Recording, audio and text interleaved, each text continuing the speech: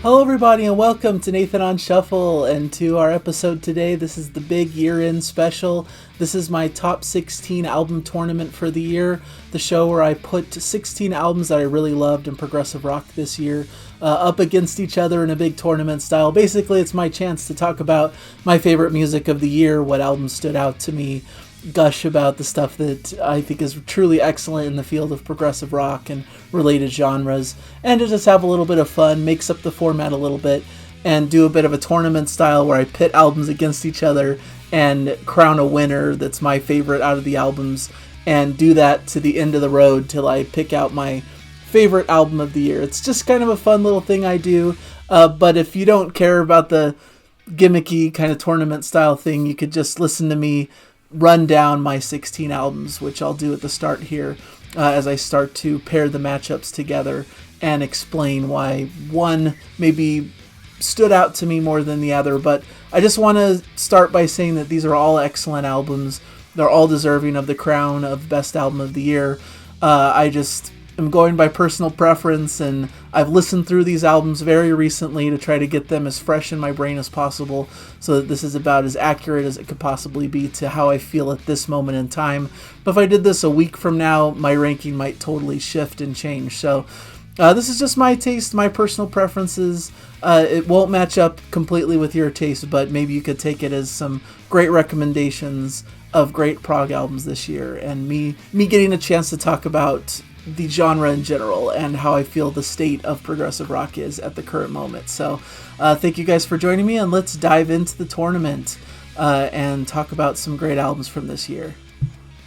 Alright, first I want to talk about Edensong and their album Our Road to Dust. A fantastic record from this year. A little bit underrated. I haven't heard many people mention it, but they're a band that came back very strong. They've had a couple albums prior to this.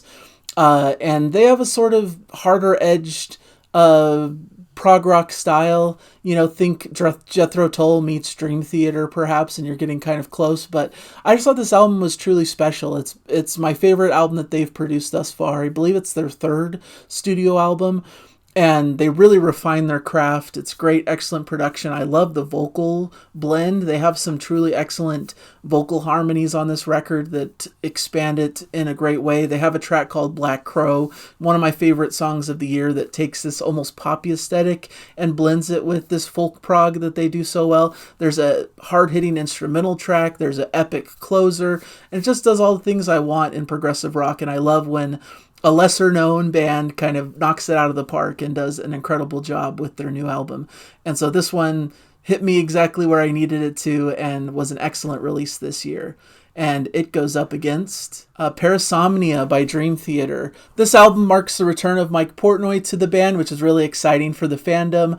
And everyone was hotly anticipating what they'd come up with. There was a lot of high expectations for the record, and from my perspective, they really met those expectations, and I really think it's an excellent album. Bringing Mike Portnoy back into the fold brings a sense of energy and enthusiasm, and I think he brings together this really cool cohesive theme for the record, which brings these themes of like sleep disorders and nightmares and things of that nature, and every track is really fun and interesting. It's a very dark record, but at the same time, they're having fun playing together, and you can feel it in the music. It feels alive and exciting. So I thought it was an excellent return to form. I know a lot of people maybe don't care for modern Dream Theater and think they've passed their prime and such, but to me, this was really a return to form in a lot of ways. One of my favorite records from the band since A Dramatic Turn of Events. And brought a lot of that same excitement that I felt back in those days when I felt like Dream Theater were on top of the world. And here they are doing an excellent job in 2025, and I can't be more proud of them. But I think I'm going to have to give the win to Edensong on this one. As much as I love the Dream Theater record, I just felt a freshness and excitement with Edensong. I think it's their best record that they've produced so far, and I'm really excited to see where they move forward next. And I felt like they did a more unique blend of different elements, with this folk meeting kind of prog metal, meeting pop elements, these great vocal blends. It really surprised me, and I think that goes a long way and puts them ahead of Dream Theater in this tournament, in this first little bracket here. Next, we've got Lunatic Souls, The World Under Unsun, taking on Steven Wilson's The Overview. First off, The World Under Unsun by Lunatic Soul is somewhat of the culmination of Maurice Duda's project here. He's the main man of Riverside, an excellent bass player and singer and songwriter, and he puts his talents to perfection here on this record, which feels like it takes elements from all of the Lunatic Soul records up to this point. There's elements of folk and electronica and, some little bits of prog metal thrown in the mix, some ambient music, and just as beautiful. And this is a really expansive record. It takes place over 2 different discs, and it really takes its space and room.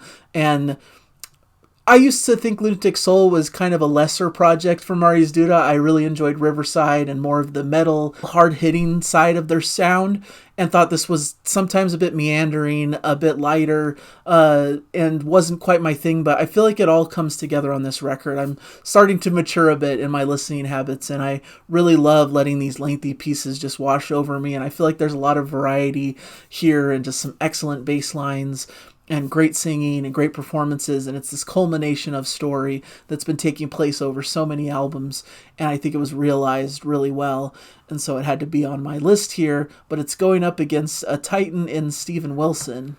Steven Wilson's The Overview is a conceptual record. There's only really 2 lengthy pieces on here, Objects Outlive Us and The Overview, the title track, and I think this is an excellent piece of art. I think Steven Wilson really outdid himself here, especially the Dolby Atmos mix. It's a triumph of production, and I find it really fascinating and interesting. Everyone's been clamoring for him to go back to, the Raven That Refused to Sing and Hand Cannot Erase style records, which I don't think he's ever going to do. He's always progressing, doing something different. And a lot of people had backlash, at least in the prog community, over his more pop-oriented records, To the Bone, Harmony Codex, and especially The Future Bites, just left a lot of people cold and not sure if they were really into Steven Wilson and what he was doing. But to me, this album should be the one that rights the ship, that brings the prog factor back into the fold.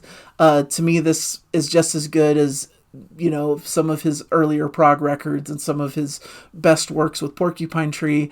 It takes you on a journey. I think the only negative to this album from my perspective is that it's not something you can just listen to casually. It's one you have to really mark out time and listen to the whole piece all at once. There's a version on streaming where it breaks out all the tracks into different sections, and it's just so disjointed and odd to listen to that way. But what I respect about this album is it's meant to be an experience. You're supposed to sit back and let it wash over you and take you in, and that's why the Dolby Atmos works so well. It surrounds your hearing and brings it to life. And for those reasons, I think this record just knocked it out of the park. And in fact, it's going to be the winner of this bracket.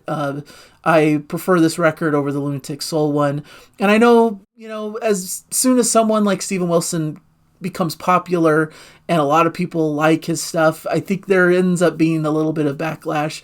And I've heard a little bit of that, people saying this record wasn't up to par. And I just don't really get it. Honestly, I think this is just perfect Steven Wilson, bringing in elements from all of his proggy influences, and it just really worked for me. I think it's a brilliant record, almost underrated in my estimation compared to what I've heard the general public say about this record, honestly. Next matchup is an interesting one. We've got Jonas Lindberg in the other side with Time Frames. And then we've also got Karmakanic with Transmutation, which I kind of feel are on a similar level. Not only are they headed by 2 people named Jonas and, Swedish prog stars in the genre, but they have that similar aesthetic of this kind of third wave symphonic prog that's really in line with Spock's Beard and Flower Kings and, that sort of element. And Jonas Lindberg really impressed me with Time Frames. I really liked his previous record, Miles from Nowhere, I believe it's called. But this one surpasses it in every way, in my opinion. I just think the songs are tighter. They're more fun. Every track has something that really grabs my attention. I love the opening of End of the Road. I think it opens with the perfect prog introduction. We get a great instrumental track with Groovin'. The Wind is a great closing epic track. Every track has something really fun to it. I think Jonas Lindberg really brought a different aesthetic to this one. It feels more unique. It feels like it has his stamp all over it.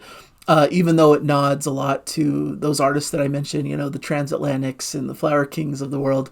But I just had a giant grin on my face listening to this, and it's only grown, in my opinion, as I've listened more and more. It's just fun, positive, uplifting music. Even a shorter track like Someone Like Me is just wonderful, beautiful songwriting with great acoustic guitar and bright flavors. Just something that I really craved for this year, and I really loved it. And then you've got Karmakanic's Transmutation, which I feel like is kind of the all-star prog album, right?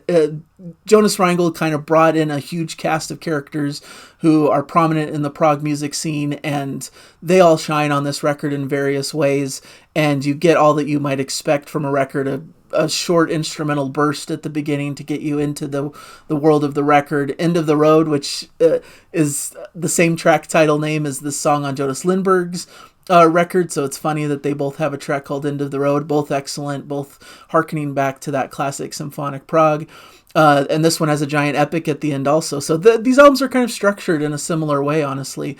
And that's why I kind of think of them together. And originally I was going to award this hands down to Karmakanic because of the pedigree, because there's so many all-stars on board here. But I feel like there was a little bit lacking on repeated listens. I don't know what it is. I really miss their primary vocalist who's on their previous records. They brought in John Mitchell to sing most of the leads here. And although I love John Mitchell and he's one of my favorite figures in modern progressive rock, it just felt like it was missing that like uniqueness that Karmakanic is known for. It kind of took away from the sound that I expect from the band. It's still there, you still hear it in the instrumentation and in the songwriting, but it just left a little bit to be desired. And I really love the beginning and ending of the album. Love End of the Road. I love Transmutation, but the songs in the middle are maybe more of a mixed bag compared to Jonas Lindberg, where every song has something that really grabs me and things that have been growing on me. And I think that's really where the distinction comes from, is where Jonas Lindberg grew on me over time. This album kind of got a little bit weaker over time, honestly. But still fantastic. These are both, like I said, these are both in my top 10 of the year. So it's a really tough battle, but I think in the end, I'm going to give the award to Jonas Lindberg and The Other Side for really impressing me and doing something beyond my expectations. I didn't expect this to be like a top 10 record this year. I thought I'd like it because I like his previous record, but it really exceeded and surpassed my expectations, whereas the Karmakanic one kind of met my expectations but didn't go much beyond it. So that's where I'm at for this one. The next battle is an interesting one. I have Jacob Roberge and his album The Passing up against IQ's Dominion. And Jacob Roberge is like one of the shining new stars of the genre to me. This year, he came out with a record that blew me away, came out of nowhere. It came out early in the year, and it's one I've been listening to on repeat all year. It's very much in the vein of Neil Morse, which of course is near and dear to my heart. But he has his own unique elements as well. It's not just a Neil Morse clone, even though I hear those influences clearly. But even in his big epic, The Passing, you hear a lot of harder-edged, almost Dream Theater Haken type stuff in there, and just his beautiful melodic sensibilities. It starts out with all these kind of shorter, more ballad-esque type tracks. There's little bits of fast-paced prog kind of sprinkled throughout, but you don't really get it into its full effect till the big epic at the end, The Passing. But I think it's brilliantly structured that way because it kind of whets your appetite. You're getting the really beautiful appetizers all the way through the record and really enjoying it. And then it's like a knockout punch when he comes out with The Passing, which just exceeds all expectations and blows you out of the water. I think it leads up to it well and is probably my favorite epic of the year. It's in definite contention. And I get really excited when a new young artist comes out of the gate with such a strong record. It's hard to even imagine how he can pass this one up in the future. But I'm excited to be there for that journey and see where it goes. So excellent record. And it's up against kind of one of the old school titans of the neo-prog movement. And that is IQ with their album Dominion, which I felt was an excellent return to form for them. And not that they really went away from their excellent form.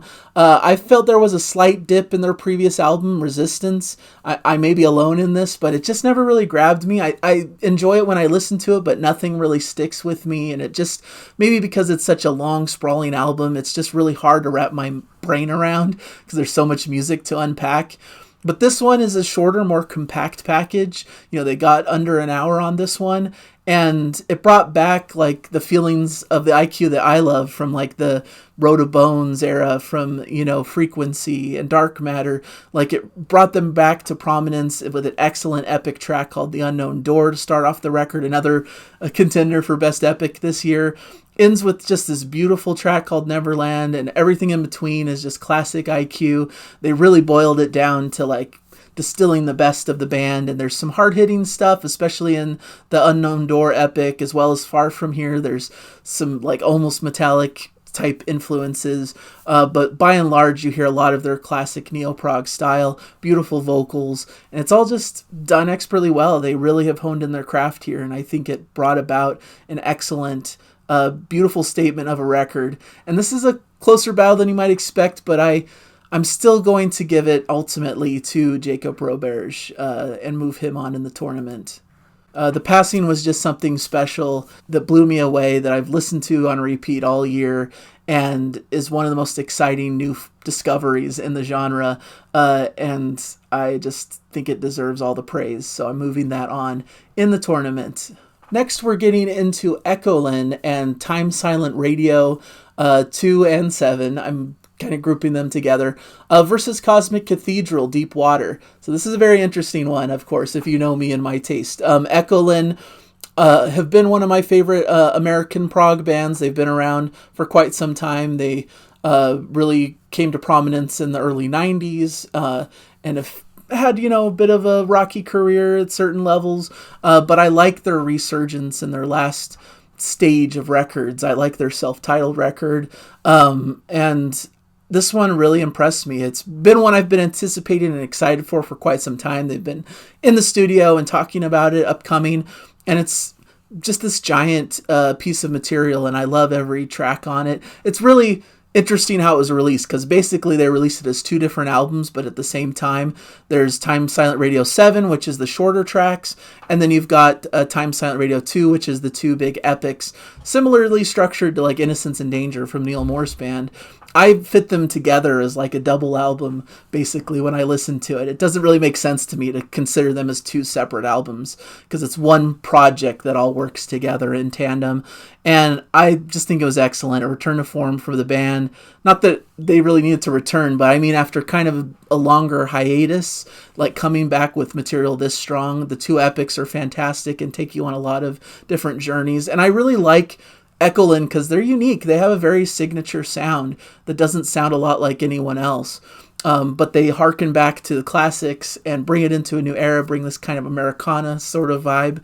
And I think they have excellent melody and vocals, and everything just works. And this record is flawless. There's really nothing I can say that is weaker. Like, everything is really fun and excellent on the record. But it's going against one of my pet favorites, obviously. This is Cosmic Cathedral, Deep Water.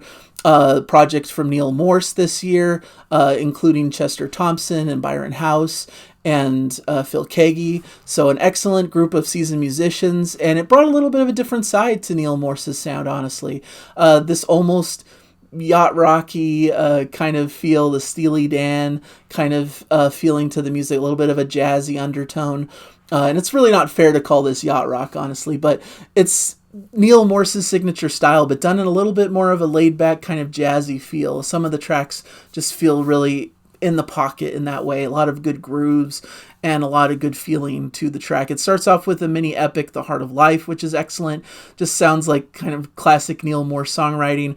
And I really love the whole Deep Water suite. There's several tracks that it's broken up into. It takes, 30 plus minutes to get through. But every section has its highlights, and it's just really fun. It has a very satisfying epic conclusion. Neil Morse is fully embracing his kind of like gospel choir, like big finale on this record, which I love. Maybe your mileage may vary on that, but it was a really exciting, interesting record, and a great way for Neil to explore into different territory.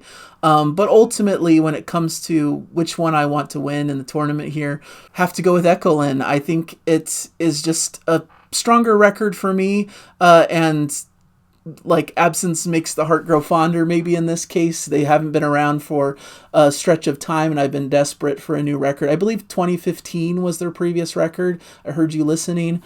And it's great 10 years later to hear them still at the top of their form. And I love everything about this record, so it deserves its spot into the tournament here. Moving on. Next is the battle of Moron Police's Pachinko versus Smalltape Tangram.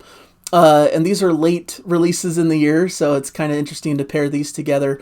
Pachinko by Moron Police is an exceptional record. It's another one that we've been waiting for quite some time that's been teased. Moron Police came out with A Boat on the Sea several years back, and everyone was really excited about it in the prog community and excited for the follow-up, which sounded like it was going to be a big concept record, and there was a lot of hype around it.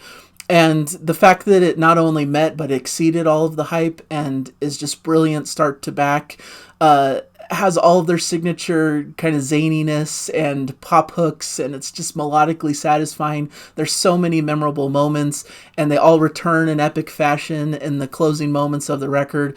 Pachinko Parts 1 and 2 is just this great prog epic when you put them together that is just fun and fascinating and goes through so many different things, and you're always having a smile on your face as it drives forward. And I love the vocals. I love just the brightness and the just beautiful, excellent quality to the record. It's just a home run, and it seems like everyone else is really loving this record as well. And the praise that they're getting is well deserved. It's just excellent, fun, and really well composed, and a great fitting tribute. They lost their previous drummer over this time period, and this is somewhat of a tribute to him as well. And what a tribute. It's excellent, a must listen for all prog and related fans. It's just that much fun, and I just really have adored it. It's been one of the bright spots of this end of the year that I've had over these past couple months. And then a bit of a lesser-known album that I haven't heard many people talk about, but a Smalltape is one of my favorite lesser-known prog artists. This album is called Tangram, and it features some really excellent music on it. It kind of evokes to me like modern-day Steven Wilson, a bit of a jazzy undertone in this record, just an excellent singer-songwriter, producer. It sounds fantastic. There's some cinematic-type qualities to it.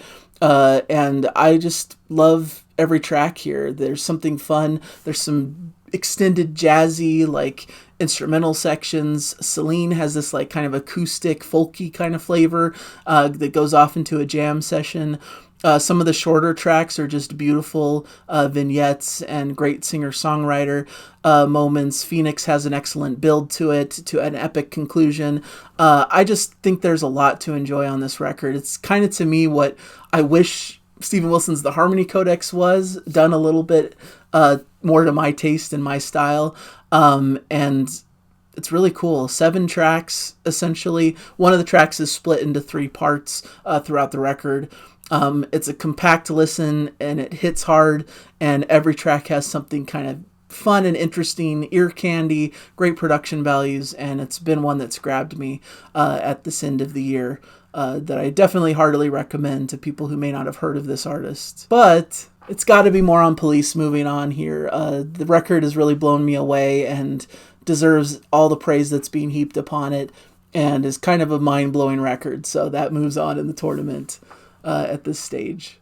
All right, another interesting battle here by perhaps some lesser-known artists as well, but stuff that's really stood out to me this year. This is Brass Camel and their album Camel versus Ihlo's Legacy.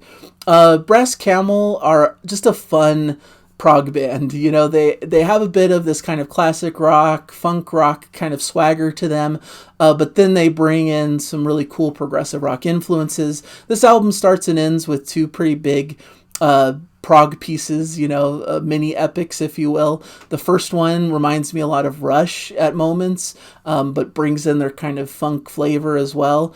The final track, Another Day, brings almost this big epic Queen-like energy to the table, and is maybe the best moment of the record, with some really fun, interesting progressive rock workouts and great vocals and just a really big epic conclusion to the record. The tracks in the middle are, fun, interesting classic rock tracks that have cool grooves to them and are just a blast, and with little like progressive moments to enjoy throughout those songs. So it was a really fun record that surprised me, a band that I hadn't really followed up to this point. I believe this is their second record. The first one's called Brass and this one's called Camel, so very fitting.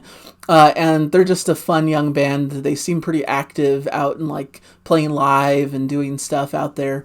And this record just really blew me away. I thought it was a lot of fun and really enjoyable to listen to. And then you've got Ihlo and their album Legacy. This is a newer prog metal band. This is their second record, I believe. And it's just excellently performed progressive metal. This is exactly what I want progressive metal to sound like. They have a little bit of kind of 80s synth style influence into their makes, but there's hard-hitting moments, very cool progressive metal, but nothing that gets into like harsh territory. There's no growling vocals. It's very clean singing. In fact, the vocalist is excellent at his craft. And I love the build of the record. Like, it starts out really solid with some really cool prog metal tracks, but to me it just gets better and better as it goes along. In fact, when we get to Mute at track 6, it like reaches new heights, and every track beyond that like almost surpasses these excellent heights that they're reaching. And I love how they bring in the emotion and the drama, and they're not afraid to do kind of slower, more ballad-esque tracks, but then they'll insert like these really big epic moments as well. And to me, this is like the future of prog metal, and I'm looking forward to what they bring to the table in the genre. It kind of reminds me of how I felt about Caligula's Horse, their latest record last year. They have that kind of Haken-esque kind of feel, but not quite as proggy and quirky, a little bit more of a streamlined sound. But I really like what they're putting down on the table here. In fact, I like it so much that I'm moving it on in the tournament. I think it deserves to move to the next stage, and it's really a delight. If you're a prog metal fan, this is kind of a must listen this year. I think it really knocked things out of the park and was one of my favorite records on, obviously, being on this list. Next, we've got Avkrust and their album Waving at the Sky. This is going up against Spock's Beard, the Archaeoptimist. And I really enjoyed this album. This is their second record. I feel like I'm saying that a lot. There's a lot of sophomore records here. And I guess I don't consider sophomore slumps in this lineup of records, because I think this took the band to another level. Their first album really sounded a lot like their influences, like Opeth, Porcupine Tree. They definitely have that sound to them. But I feel like this album, they really stretched themselves a bit and try to come into their own and be a little bit more original. They still have that sound. They're not like wildly doing something different than what they did on the first record. In fact, I've heard some people maybe criticize this record that it didn't step outside of their comfort zone enough, that it still sounded too much like a clone of other bands.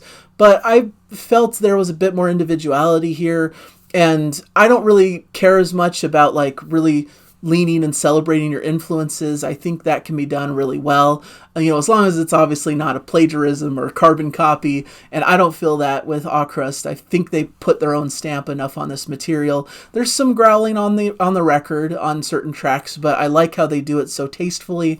They don't overwhelm you with it, but they're talking about very dark subject matters, so the growling makes sense with the topics at hand. They have a guest spot from Ross Jennings on the record, which is always a plus for me. They have a great epic title track at the end that brings all the different flavors together. They have moments that are more light and acoustic flair, but then they bring the heaviness and the like cool instrumentation as well. And it really spoke to me. Another excellent prog metal album. A little bit of a step above the Approbation, which was already really great as well. And I'm excited to follow their path. Another group of young musicians that are impressing me and making really excellent, solid records. And then finally, we have possibly my favorite band of all time coming back with a new record. This is Spock's Beard's The Archaeoptimist. And I was blown away by this record when I listened to it. I feel like it's a great return to form. And that's another phrase I'm using a lot in this episode. But I really dig this record quite a bit. I think it's a great blend of kind of their modern era with Ted Leonard, but also bringing in some elements from their earlier era.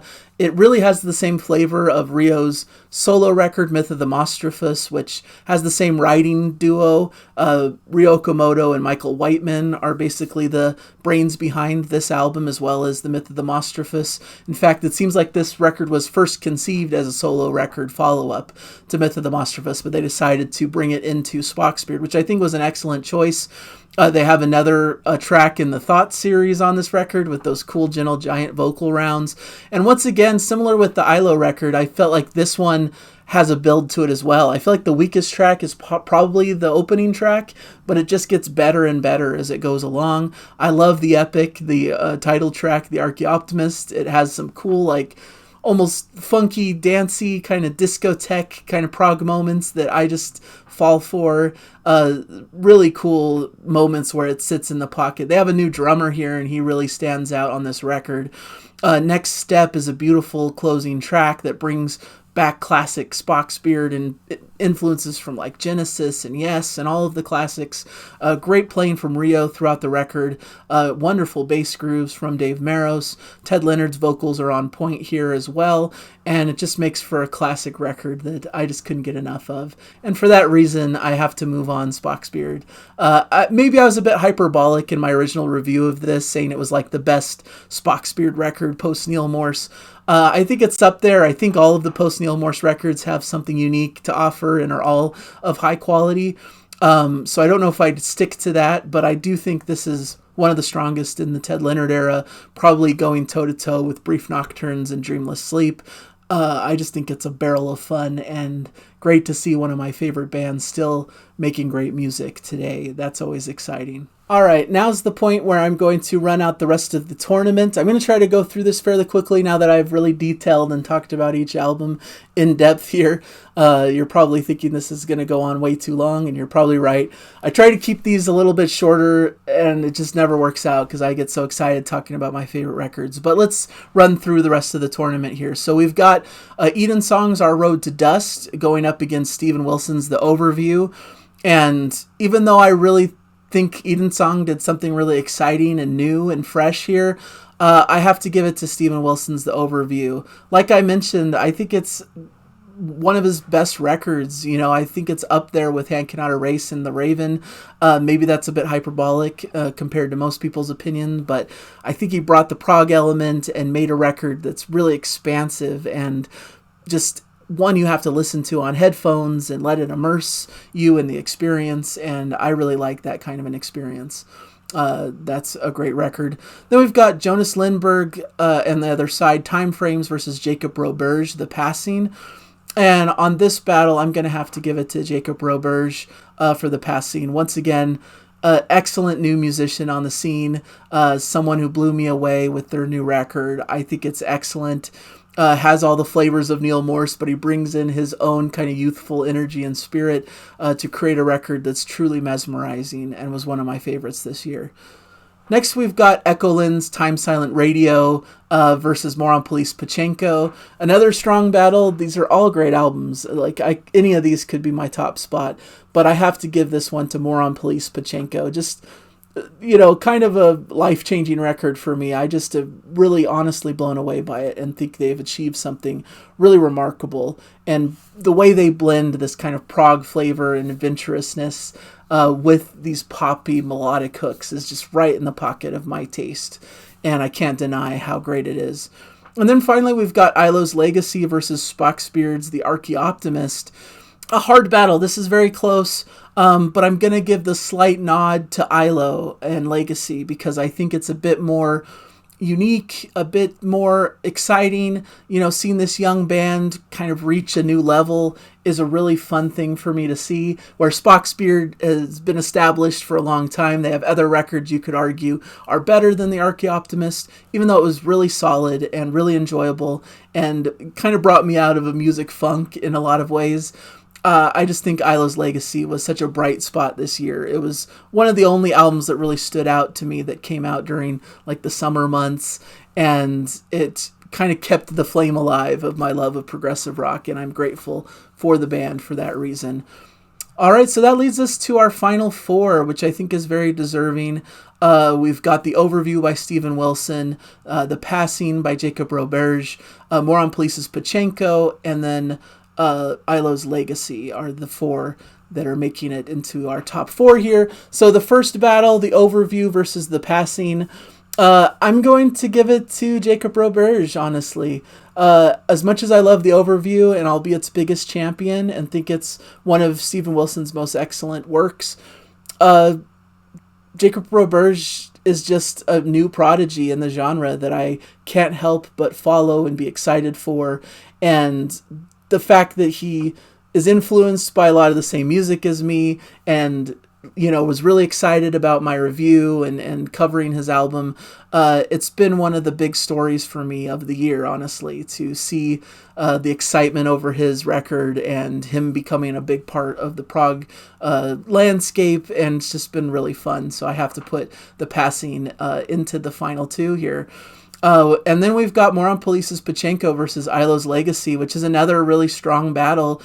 And once again, I think it's probably becoming obvious here. I think Pachinko takes it for me for this battle. It's just something special and succeeds in every single facet in every way. Like, there's no weak spot. I can't find a flaw in Pachinko just when it comes to my personal taste. So that leaves the big battle, which I knew it was going to come down between these two. Jacob Roberge, The Passing, versus Moron Police's Pachinko. And honestly, this is super close. They're both excellent records. And it's kind of fun because I feel like Jacob Roberge was like the first big album that really spoke to me this year, and Moron Police's album is like the last big album that spoke to me. So it's kind of the year's bookends in a lot of ways, and I think they really showcase the vibrancy and the youth and the excitement of the genre and what we can expect to see in the future.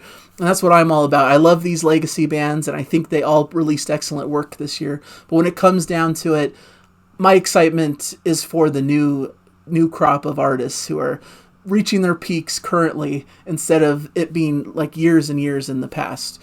And so for me, this battle comes to just personal preference, and I think I have to give the nod to Pachinko by Moron Police, honestly.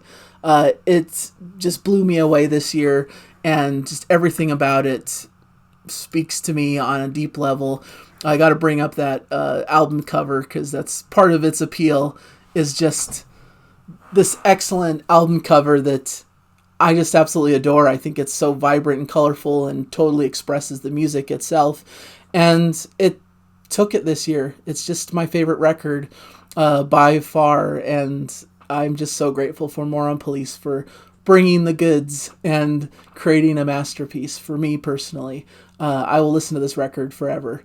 And that's what music's all about, is finding that music that connects with you and is special to you. And that's what connected with me this year. All right, there you have it. That's my top 16 for the year. I'll put in the description the actual top 16, like in order, ranked as normal, just so you can see that if you so desire, or you can copy and paste and search these albums out if you may not have heard of some of them.